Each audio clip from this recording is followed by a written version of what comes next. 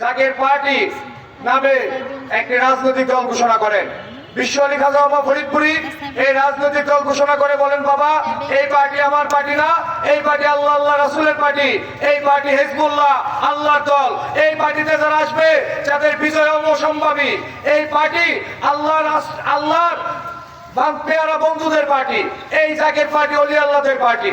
অতএব আমরা যারা এই দেশবাসীকে জানাতে চাই, আজ থেকে প্রায় 700 বছর আগে এই বাংলার জমিনে ইয়েমেন থেকে শাহজালাল রহমতুল্লাহ আলাইহি নিজের সমস্ত জীবনকে উৎসর্গ করেন এই ইসলাম প্রতিষ্ঠা করার জন্য। 700 বছর পরে আমরা কিন্তু আন্তর্জাতিকভাবে শাহজালাল রহমতুল্লাহ আলাইহিকে স্বীকৃতি দিতে বাধ্য হয়েছি।